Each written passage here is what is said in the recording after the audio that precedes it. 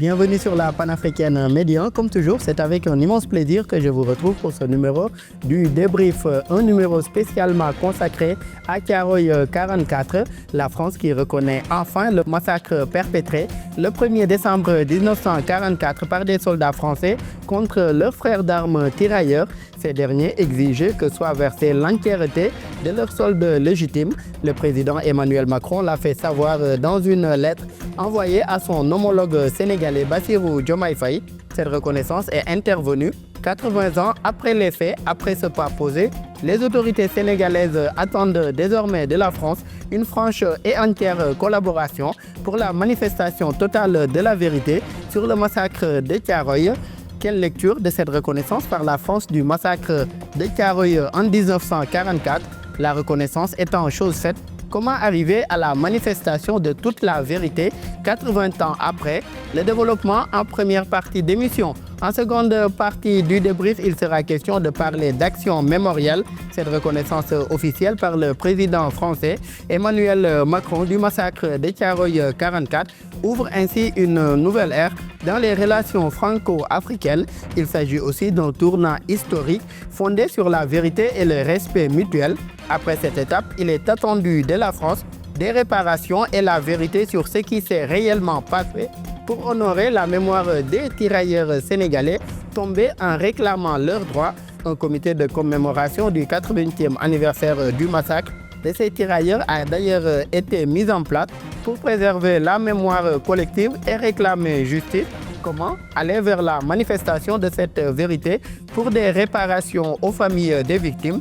Quelles actions mémorielles en l'honneur des victimes de Thiaroye 44? Le développement en seconde et dernière partie d'émission. Sur ce plateau, pour en parler avec nos invités, professeur Mamadou Fall, vous êtes professeur titulaire d'histoire à l'université Cheikh Anta Diop de Dakar, également coordonnateur de l'histoire générale du Sénégal.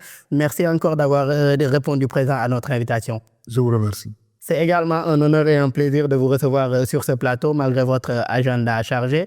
En face de vous, j'ai M. Hamidou Samba, enseignant-chercheur, également doctorant en sciences politiques. Un honneur également, Hamidou, de partager à nouveau ce plateau avec vous. Merci pour l'invitation.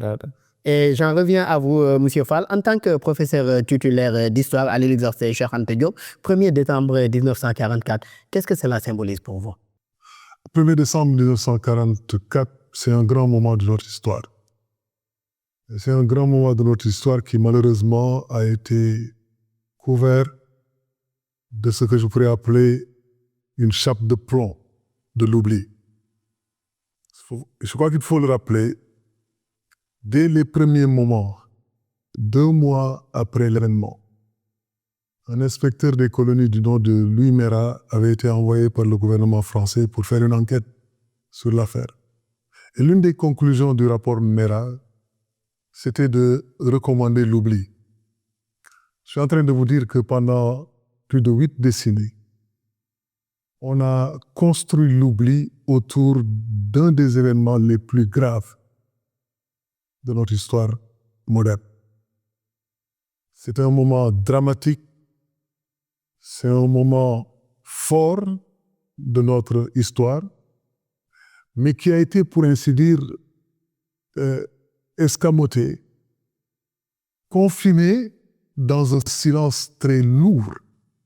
Ce qui fait que, vous l'avez dit tout à l'heure, pour beaucoup de Sénégalais, Thiaroye, c'est une image que l'on retrouve dans des chansons, mais le contenu réel, la portée réelle, l'impact réel, la signification réelle, restait à définir. Et aujourd'hui, 8 décennies d'oubli, les actuelles autorités sénégalaises, en tout cas, sont résolument engagées à restaurer cette mémoire-là qui est Thiaroye 44. D'abord, quelle lecture faites-vous de cet engagement ou de cette volonté politique des autorités sénégalaises de remettre aujourd'hui, de revoir cela aujourd'hui pour essayer de voir ce qu'est la vérité par rapport à cette histoire et d'arriver peut-être vers une réparation? Je dis que nos autorités, le gouvernement du Sénégal, a été très bien inspiré d'organiser cette commémoration. Ça nous change un peu du silence timide qui a été adopté par ses prédécesseurs sur cette question. On a l'impression que c'était un sujet tabou, qu'on n'osait pas affronter de front. Et je vois que le nouveau gouvernement a tout de suite pris cette question à bras le corps et lui a donné vraiment l'importance que la population en attendait. Parce que c'est une question de mémoire, mais c'est aussi une question de dignité nationale. Parce qu'au détour des années 44, ce qui a été en jeu, c'est la dignité de fils de ce continent, de ce pays. Il était temps qu'on revalorise leur mémoire. Il était temps qu'on remette leur vie sur l'espace public du Sénégal. Il était temps que tout le monde se souvienne qu'il y a eu un moment, vers la fin de la guerre, où les Sénégalais et les Africains se sont levés pour dire non à l'indignité, non à la marginalisation et non à la dépossession. Parce que l'histoire de Thiaroye, c'est surtout une histoire de dépossession. Une histoire de dépossession dans la mesure où ils revendiquaient leur dû ce 1er décembre 1944. On leur a dépossédé de tout. Non seulement du fruit de leur labeur, parce qu'on oublie souvent que la plupart de ces tirailleurs, avant de venir ici, ils travaillaient dans des champs dans le nord de la France. On les a retrouvés, on a retrouvé leur visage, on les a retrouvés sur ces champs. Et souvent, le prix de leur salaire ne leur ont pas été versés.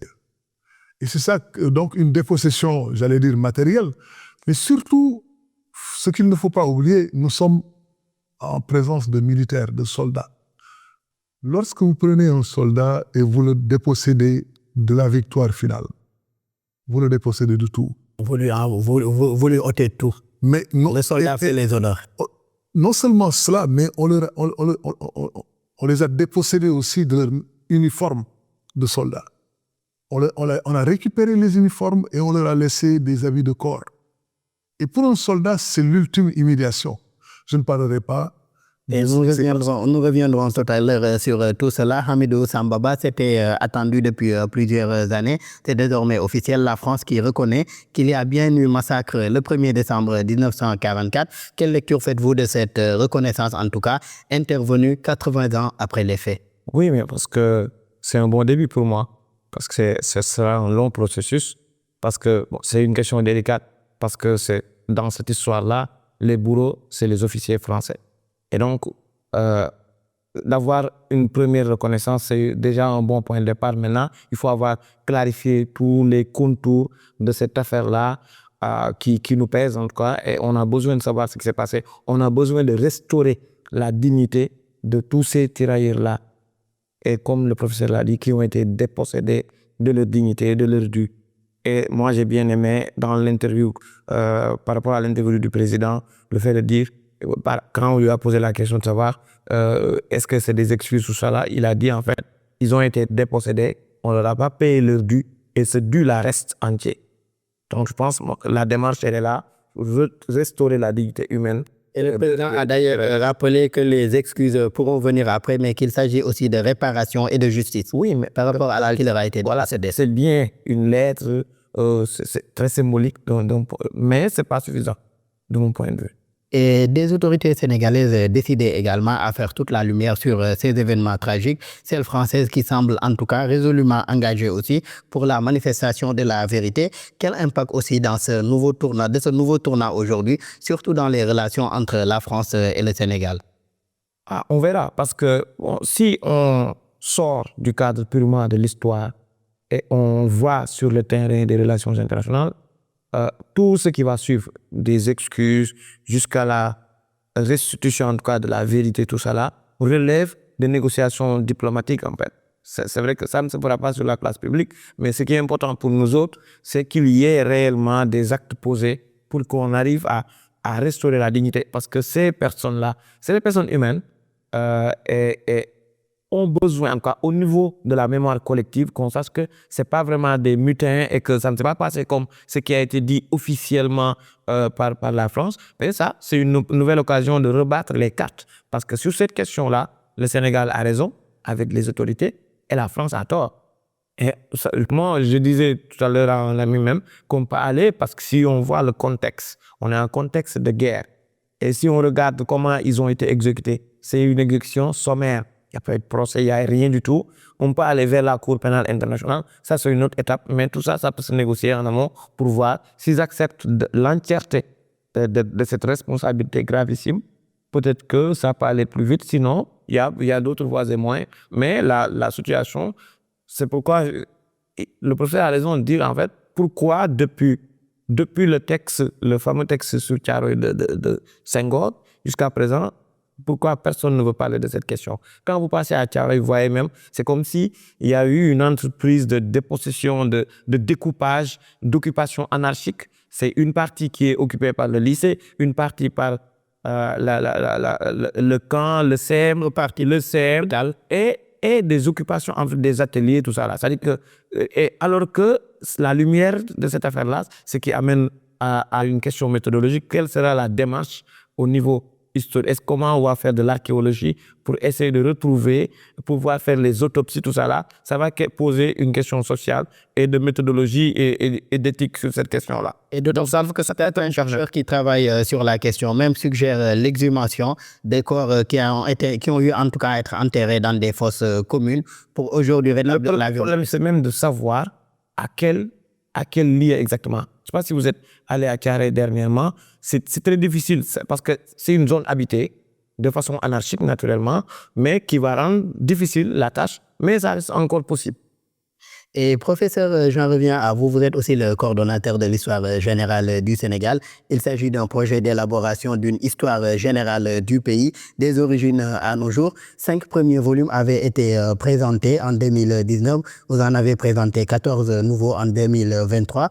Qu'en est-il ressorti globalement de ce travail scientifique qui a regroupé environ 450 chercheurs? Là, c'est surtout sur l'histoire générale. J'en reviendrai après au tome ou bien à l'aspect concernant Thiaroye plus particulièrement. Bon, merci de rappeler quand même le travail de l'histoire générale du Sénégal, qui est un travail d'intérêt national avéré, parce qu'il s'agit d'écrire notre histoire à l'endroit. Parce que je pense que M. Ba, dans la discussion que nous avions eue tout à l'heure, parlait un peu de ce narratif qui nous a été imposé par les Européens.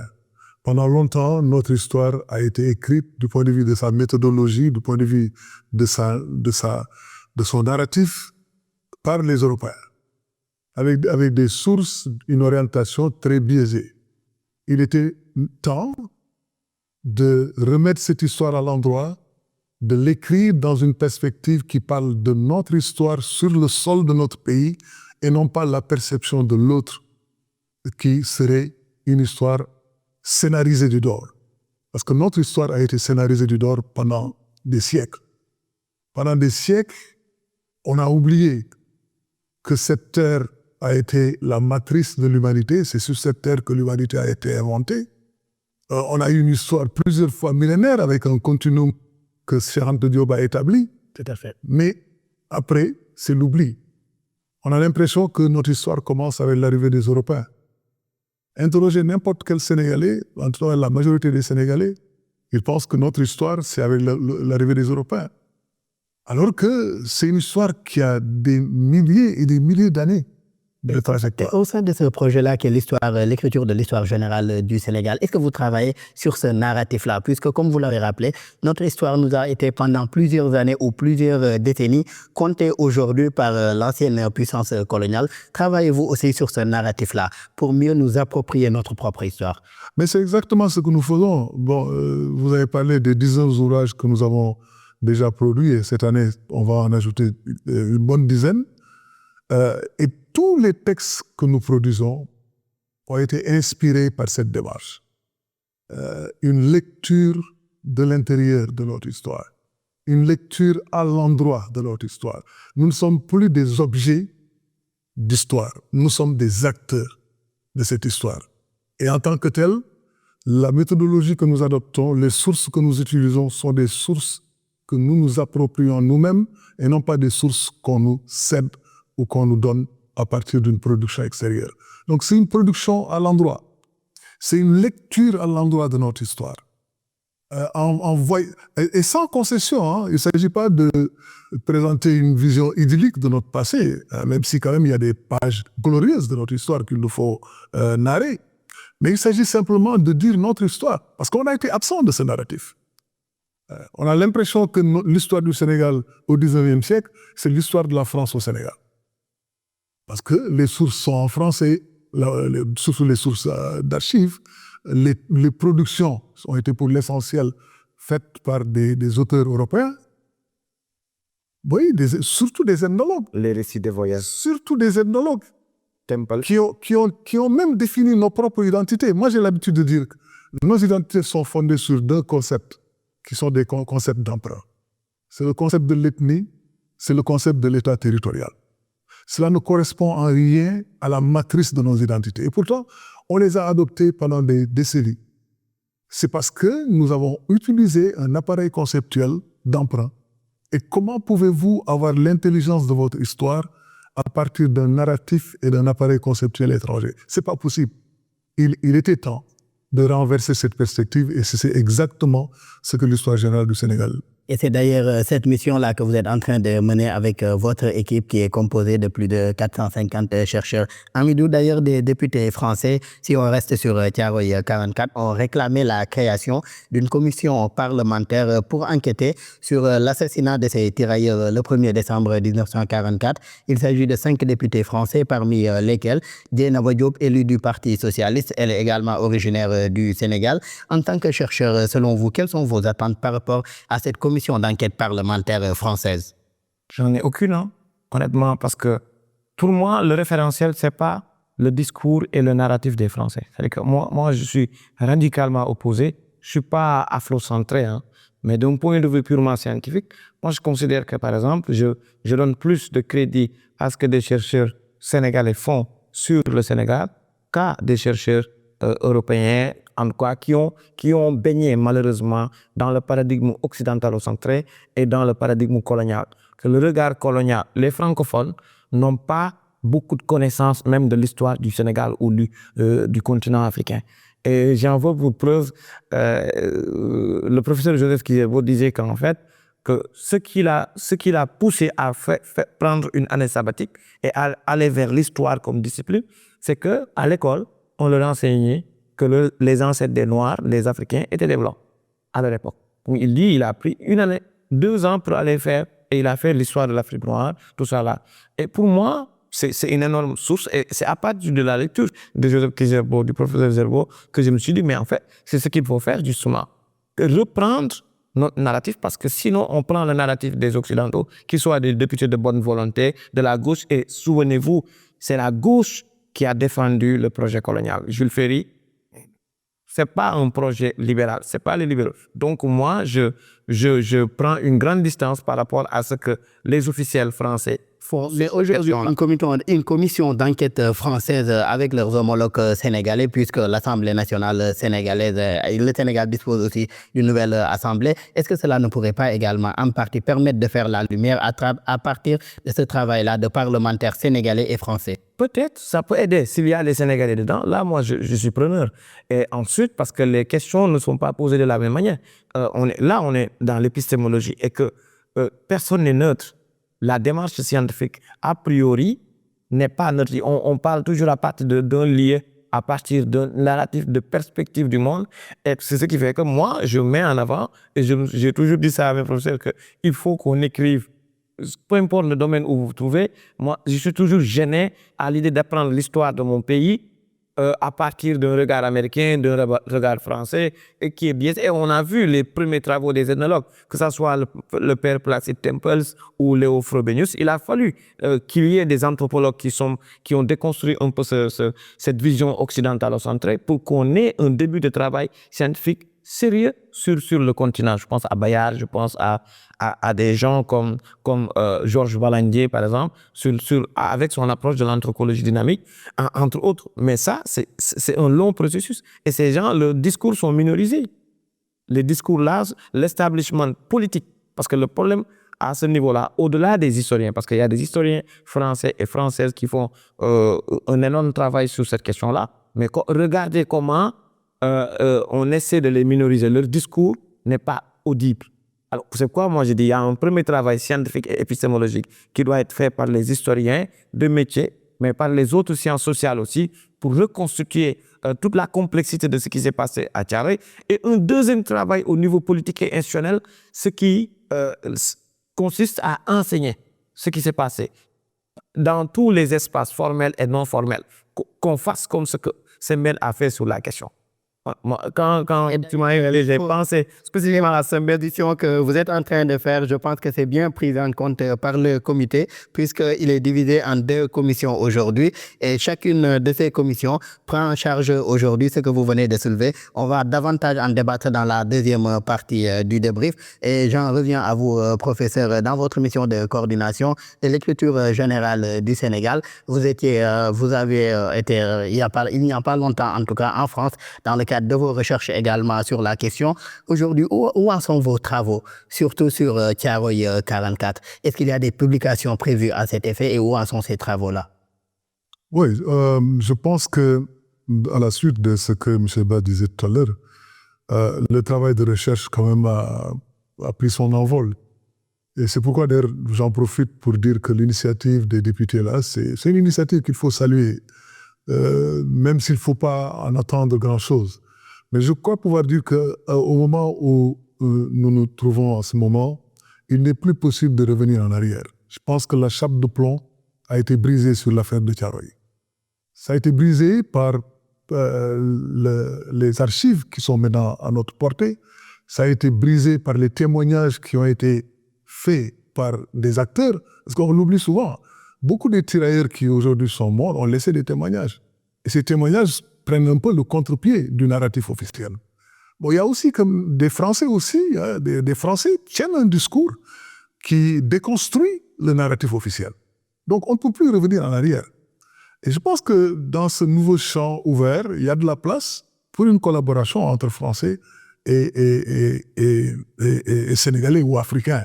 Et dans tous les cas, une collaboration scientifique, objective, sur la question de Thiaroye peut être à l'ordre du jour sans le risque de revenir en arrière. Parce que 8 décennies de silence, 8 décennies de blackout, ça ne peut pas continuer, ça ne peut plus continuer. Et d'ailleurs, vous l'avez rappelé, ce n'est plus possible de revenir en arrière, d'où l'intérêt aujourd'hui d'aller vers ce travail mémoriel. Quelles actions menées aujourd'hui dans le cadre de ce travail mémoriel pour les victimes de Thiaroye 44? Ce sera la seconde partie du débrief et c'est tout de suite.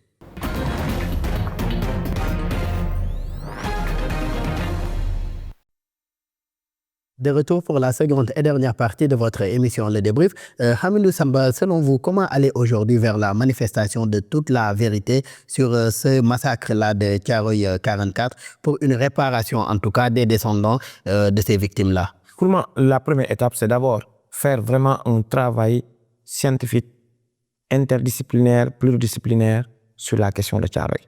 Parce que Thiaroye peut être traité d'abord d'un point de vue historique, mais les sociologues, les géographes, les philosophes, je pense que tous ces penseurs-là peuvent être mobilisés autour de la restitution de la vérité parce qu'on est dans un phénomène là complexe. Donc, on peut élargir le champ de recherche et ça me permet de tirer le maximum de cette situation-là. Alors, une fois ce travail fait, comment rendre ça aux Sénégalais? Et il y a plusieurs catégories socio-professionnelles au Sénégal, plusieurs régions, plusieurs générations, et il y a un travail qu'on peut faire qui peut aboutir sur des pièces de théâtre. J'ai pensé à Maïgan Le Québec sur cette affaire-là. Ça peut aboutir sur des textes de poésie, toujours sur Thiaroye, des concours possibles, pour que cette affaire-là soit inscrite dans la mémoire collective, en commençant par les plus petits. De sorte que, à la fin, cette affaire-là va être en tout cas un élément des fictions maîtresses dont parlait Platon pour qu'un Sénégalais soit fier de ce qu'il est. Parce qu'il y a eu des gens, les tirailleurs, qui ont été mobilisés dans une approche de diplomatie. On a utilisé les foyers religieux. Souvenez-vous que Ahmed Sy, le fils de El Hadj Malick Sy, était tirailleur. Le fils est né de Serigne Fallou, de Cheikh Ibra Fallou Fall était tirailleur, entre autres. Hein. Et il y a eu l'entremise de la famille Tall pour aller parler. Tout ça, il y a eu un processus diplomatiques. Et c'est des gens qui ont pu mobiliser tout le monde. Mais à la fin, dans le processus où la France a été libérée de la Mannschaft, déjà, on a commencé à les mettre dehors parce qu'ils ont aidé, mais on ne voulait pas que le monde voit que la France, avec sa grandeur, a eu, en tout cas, doit en partie une partie à des tirailleurs, à des noirs. Et cela en revient à ces décennies d'oubli que professeur Fall abordait tout à l'heure. D'ailleurs, en juin 2024, 6 tirailleurs africains tués à Thiaroye en 1944 ont été reconnus morts pour la France. C'était dans le cadre de la commémoration des 80 ans de la libération de la France. Des choix, en tout cas, que n'ont pas partagé les autorités sénégalaises, en l'occurrence le Premier ministre qui avait fait une sortie sur la question. Que vous inspire aujourd'hui ce choix des autorités françaises de décorer certains tirailleurs, en l'occurrence 6, à titre posthume? Mais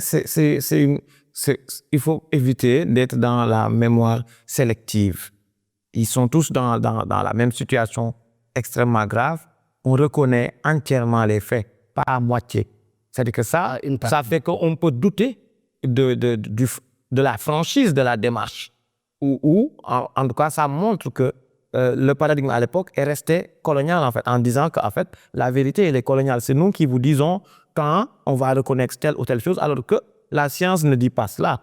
Heureusement qu'il y a eu le travail avant-gardiste des historiens. Peut-être que sinon, on aurait plus de problèmes. Et aussi l'accès aux archives. Et même si il y a des archives pour lesquelles il faut faire toute une démarche administrative juste pour avoir accès à ça. Donc, même des historiennes, une historienne française en partie, a eu tous ces problèmes pour avoir accès à ces archives-là, pour être sûr et avoir le nombre, tout ça là. Donc, pour moi, il faut éviter la mémoire sélective. Tous ces tirailleurs sont d'égale dignité. Et par rapport à ces tirailleurs-là, 34 d'ailleurs survivants du massacre ont été condamnés en 1945 par l'armée française pour rébellion avant d'être amnistiés, en tout cas 2 ans plus tard. Mais certains de leurs descendants aujourd'hui se battent toujours pour leur réhabilitation. Pourrait-on s'attendre aujourd'hui à l'ouverture aujourd'hui ou bien une révision de leur procès pour blanchir aujourd'hui ces tirailleurs-là? Si l'on sait qu'on ne peut pas être mutin, par exemple, ou rebelle, être jugé pour rébellion et ensuite être reconnu comme mort pour la France. Ouais, je pense que cette question-là est une question importante parce que la qualification même a bougé. C'est-à-dire que lorsqu'on a parlé de mutinerie, lorsqu'on leur a collé la responsabilité et qu'on les a condamnés sur cette base, 8 décennies plus tard, on reconnaît qu'il s'agissait d'un massacre. Ça veut dire que le délit a été requalifié. Comme il s'agissait d'un massacre, la responsabilité des tirailleurs est balayée de facto. Et donc, cela ouvre la perspective d'une révision du procès.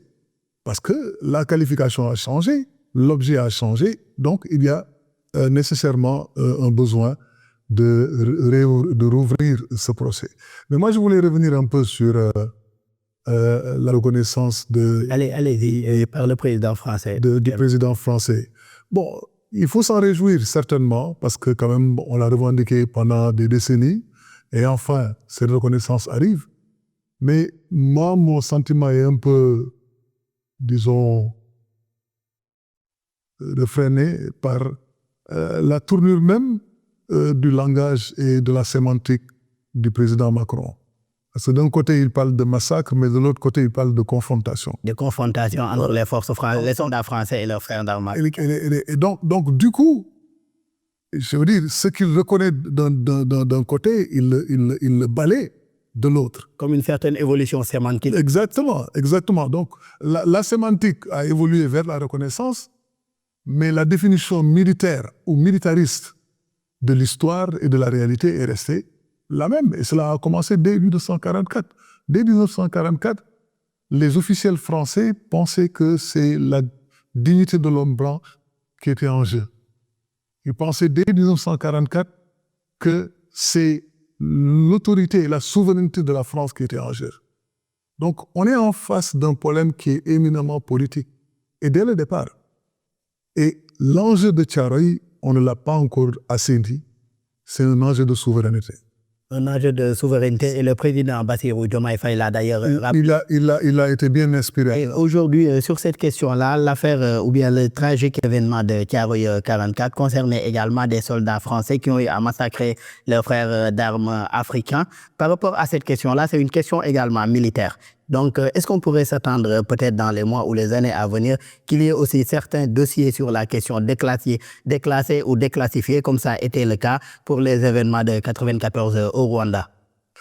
C'est sûr. Déjà, avec la mission que nous avons menée en France, on nous a donné des documents que les autorités françaises avaient retenus jusqu'à présent. Mais jusqu'à ce jour, sous le couvert du secret défense, il y a encore des documents qui n'ont pas été livrés. Mais moi, je voulais dire qu'à ce niveau, je suis quelqu'un de très optimiste parce que ce qui s'est passé au détour de notre mission en France, nous ne sommes pas restés dans le canevas qui nous a été tracé par les autorités françaises. Quand nous sommes arrivés, ils nous ont eu l'amabilité de nous livrer un certain nombre de documents. Mais nous, on a contourné l'administration centrale et on est allé directement vers les communes. Et c'est à ce niveau, parce que j'ai beaucoup apprécié ce que vous aviez dit tout à fait au départ, parce que sur la question de Thiaroye, il y avait des anonymes, il y avait des ombres, on n'avait pas de visage, on n'avait pas de nom. C'est comme si ces militaires n'ont jamais existé. Non seulement on les avait dépossédés de leur dû, non seulement on leur avait dépossédés de leur grade, parce que c'était le cas aussi, et de leur tenue militaire, mais on leur avait dépossédés de leur humanité, qu'ils n'avaient pas de visage, ils n'avaient pas de culture, ils n'avaient même pas de nom.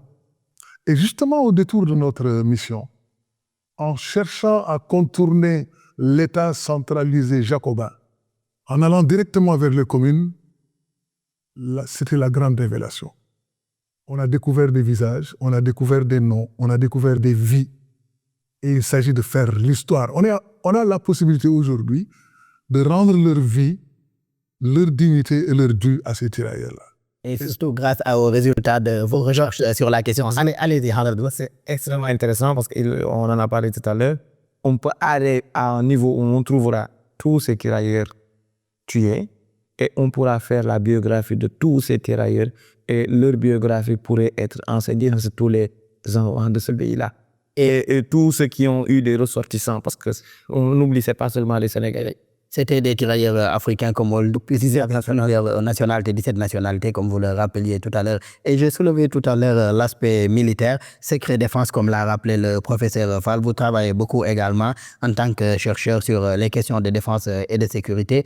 Comment aujourd'hui faciliter ce point-là, surtout l'accès en tout cas de certains de ces documents, peut-être estampillés secret défense ou qui ne sont pas en tout cas ouverts à certains chercheurs sénégalais qui travaillent sur la question? Règle de la classification des documents. Et il y a des délais de prescription. De 44 ans maintenant, normalement, beaucoup de ces documents devraient être déclassifiés depuis longtemps. Parce que des documents qui datent des années 60 sont déjà disponibles aux archives de Nantes. Donc ça, c'est juste ce qu'on appelle, si on évoque dans ce cas-là le secret défense, c'est ce que quelqu'un comme Thierry Balzac, le professeur Thierry Balzac, appelle la sécurisation. Le fait de décider tout de go que parce que cette affaire-là ne m'arrange pas, invoquer la raison d'État ou le secret défense. Alors que là, le fait de découvrir toutes ces questions-là ne va pas impacter directement sur la sécurité des Français, la sécurité de leurs installations sensibles, tout ça là. Donc les gens connaissent bien, c'est un discours plus politique, on va dire. Mais ce n'est pas un discours, c'est pas uniquement correct comme on dit. Et aujourd'hui, ne faudrait-il pas aussi une synergie d'action? Vous l'avez rappelé tout à l'heure, c'était 17 nationalités, ces tirailleurs-là. Ne faudrait-il pas aller aussi vers une synergie d'action entre les différents pays africains concernés pour en arriver en tout cas à la satisfaction de ces revendications légitimes qu'ont les autorités sénégalaises et même les familles de ces tirailleurs-là? Oui, en tout cas, c'est déjà un premier pas que les autorités sénégalaises ont posé un grand pas. Peut-être que ça va faire des émules, on verra. Tout ça, ça se négocie. C'est sûr que si on a 16 en tout cas, chancelleries qui se mettent ensemble, on aura plus de moyens, plus de poids, plus de voix. Peut-être. Mais aussi, les risques de division aussi vont être plus élevés. Donc, c'est une question vraiment au niveau stratégique et je pense que c'est très intéressant, mais c'est une démarche qui a ses risques, mais qui peut porter des Allez-y, professeur, j'ai l'impression que vous voulez réagir sur ça. Non, non, juste pour dire que cette synergie est déjà à l'œuvre. C'est-à-dire que ce n'est pas un vœu que nous attendons, que nous voulons réaliser, mais déjà dans la conduite de nos travaux, on a inclus des professeurs de la sous-région. Hein. Nous avons des amis du Mali, des amis du Bénin, des amis du Burkina Faso qui sont avec nous dans le cadre de ces commissions. Donc le travail Le travail se fait déjà. Exactement, exactement. La perspective panafricaniste est inscrite déjà dans le travail de commémoration que nous sommes en train de faire. Il faut voir la palette des invités. Nous avons eu des invités venant de pratiquement tous les pays africains. Donc vraiment, la perspective est déjà une perspective panafricaine, la démarche est déjà une synergie pour les recherches futures. Parce que, vous l'avez rappelé d'ailleurs au départ, il y a une période post-commémoration. Pour moi, c'est la période qui s'ouvre après, disons, le 1er décembre. Il y a un colloque à l'université, mais il y a aussi des programmes de conférences, des séminaires, des publications. Par exemple, nous-mêmes, dans le cadre de l'Histoire générale du Sénégal, nous avons en chantier 3 ouvrages que nous avons déjà finalisés, qui sont à l'édition, qui sont... Et les ouvrages consacrés à Thiaroye 44. Exactement, l'histoire des Thiaroye et l'histoire des tirailleurs de manière générale. Mais est-ce le fruit de vos différents voyages et recherches en France sur la question, ou est-ce que vous y étiez déjà dans le cadre de l'Histoire générale du Sénégal? Non, pour dire la vérité, bon, cette réflexion, on l'a commencée depuis les années 90. Moi-même, j'ai encadré plusieurs étudiants sur la question de Thiaroye dès cette année, quand je venais juste d'entrer à l'université. Et ces travaux, quand même, ont gardé une très grande qualité. Et il se trouve que mes étudiants d'alors sont aujourd'hui mes collègues, et ils sont tous engagés dans le même combat. Et ça nous donne quand même un grand optimisme par rapport à l'avenir de cette recherche. Donc vraiment, c'est un combat, c'est un travail collectif, c'est une synergie qui est en train de se développer. Et c'est une synergie interdisciplinaire. Hein. Dans le groupe, il n'y a pas que des historiens. Et la dimension des artistes, la dimension de la représentation artistique est aussi importante. Il y a au programme la représentation de la pièce de Keita Fodeba, Aube, qui va être présentée au Musée des Civilisations, ou à Sorano, je crois. Ça se fera à Sorano. Et je pense que c'est au Musée des Civilisations, d'ailleurs. Vous pourrez vérifier dans le programme. Donc vraiment, ce travail collectif de déconstruction, mais aussi de mémoire, qui doit être le fait des universitaires, des artistes, et même de l'armée aussi. L'armée aussi joue un rôle très important dans cette commémoration. Donc il y a une période post-commémoration qui va s'ouvrir avec une démarche collective, une synergie beaucoup plus ample qui va impliquer toutes les disciplines, comme vous l'avez souligné tout à l'heure, mais aussi tous les pays de la sous-région. Et je rappelle, allez, vous voulez réagir un peu? C'est juste pour appuyer ce qu'il disait par rapport au rôle de l'armée. Moi, ce que j'ai appris des tirailleurs, je l'ai appris au musée des forces armées.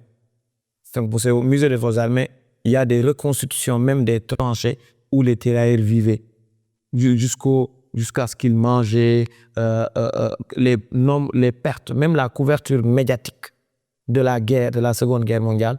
Tout ça, si vous allez au musée des forces armées, vous allez trouver ça là-bas. Et c'est ouvert au public, en fait. Mais il faut prévoir, il faut appeler, prendre rendez-vous. Et ils ont d'excellents guides qui reviennent sur l'histoire de l'armée du Sénégal. Et particulièrement, vraiment, il y a une zone où c'est les tranchées. Les tranchées ont été carrément reconstituées. Et donc, ça vous plonge un peu dans ce qu'ils ont fait comme sacrifice. Et après, ça montre, parce que je me souviens, j'étais une fois avec un groupe de journalistes. Ils avaient amené là-bas pour qu'ils voient une partie de notre histoire. Et certains sont sortis en n'étant absolument pas contents, certains de RFM ou de trucs. Donc, pour dire simplement comment ça peut créer un sursaut, le fait de connaître la vérité. Mais après, ça permet de savoir ce que les gens ont eu comme sacrifice pour qu'on en arrive là. Allez-y, professeur. Non, juste pour ajouter dans le même registre, au-delà de la commémoration, il y a une dimension, j'allais dire populaire, qui est très développée dans ce programme. On envisage par exemple l'organisation de leçons de vie à l'échelle de toutes les classes du Sénégal sur l'histoire de Thiaroye. On envisage aussi la production de bandes dessinées autour de l'itinéraire des tirailleurs. sans compter les fresques que nous envisageons de réaliser. Et là, on envisage par exemple de faire une fresque murale sur Thiaroye et une fresque digitale. Et la fresque digitale va redonner une vie à chaque tirailleur mort pour la France. On va représenter sur un support digital des tirailleurs sous la forme d'icônes ou d'images avec une banque de données qui va donner leur visage, leur nom, leur itinéraire, leur pays d'origine. Finalement, par la magie du virtuel, on va redonner une vie à des personnes qui avaient une culture et dont la culture a été, pour ainsi dire, gommée. Est-ce une façon du négationnisme. Est-ce une façon pour vous aujourd'hui de permettre à la génération actuelle et celle future de se réapproprier cette histoire-là qui est l'histoire de Thiaroye 44? Exactement. Mais notre pays a besoin de figures héroïques propres. Par exemple, dans notre imagerie, les images que nos enfants connaissent, c'est une imagerie de bande dessinée empruntée à l'Europe, surtout des fictions comme Spider-Man, etc., etc. Mais nous, on a besoin d'apprendre à nos jeunes des références qui collent avec leur propre culture et leur propre environnement. Leur propre séraph, leur propre... Exactement. Et ça, c'est le rôle des historiens associés aux artistes et aux producteurs. L'intelligence artificielle permet tout cela. L'intelligence artificielle permet de recréer ces personnages, de leur donner une vie, de leur donner une voix. Et vous savez ce qui s'est passé? La recherche historique a fait des pas de géant sur cette question. Vous parlez de gens qui étaient dans l'anonymat, à qui on a nié jusqu'à l'existence. Est-ce que vous savez qu'on a retrouvé même des voix, des enregistrements sonores? On les a retrouvés en Allemagne. De tirailleurs avec leur voix, parlant de leur vie, parlant de leurs conditions de détention. Tout récemment, Je crois, professeur, une partie de ces tirailleurs-là qui ont subi ce massacre étaient en réalité aussi des prisonniers de guerre en Allemagne, et que dans la politique nazie, les Allemands ont préféré les parquer ailleurs, en France. Donc tout ça là, et même parmi les revendications, ces primes-là de prisonniers de guerre en font partie. Et on oublie même que notre premier président était aussi prisonnier de guerre. Tout le monde. Et professeur, j'en reviens à vous. Le comité en charge de la commémoration des 80 ans est divisé en deux commissions. La première chargée du rétablissement des faits et la seconde dédiée à la question mémorielle et à la commémoration. Où en sont les travaux aujourd'hui de vos deux commissions? Donc, constitue ce comité. Pour plus de précision, on a trois commissions. Parce qu'il y a une commission juridique, parce que toutes les questions de réparation... Voilà, il y a une commission juridique qui s'en occupe. Mais vous avez raison, nous avons une commission pour le rétablissement des faits qui est composée d'archivistes, d'historiens et de documentalistes et beaucoup de disciplines des sciences sociales. Et ce travail, quand même, est un travail extraordinaire que nous sommes en train de développer. Je ne parle même pas de l'autre commission qui a en charge la commémoration en tant que telle, mais la commission qui est une commission de recherche qui s'inscrit déjà dans la durée, a commencé à produire des ouvrages, à produire des pièces de théâtre, à produire des supports pour la communication et à faire un colloque, à faire une leçon de vie. Donc il y a un programme très riche, très engagé, qui est déjà en branle, que la commission va commencer dès le 1er décembre et ça va se poursuivre jusqu'au mois d'avril, à l'occasion de la fête de l'indépendance. Donc, on a un programme... Et au mois d'avril, c'est la période, en tout cas, durant laquelle les résultats de vos travaux seront remis au président de la République. Ça se fera sous la forme d'un livre blanc. On est en train de travailler pour la rédaction d'un livre blanc et toutes les données que nous sommes en train de réunir. Par exemple, les nouvelles données que nous avons apportées. Parce que là, je n'ai pas voulu trop communiquer là-dessus.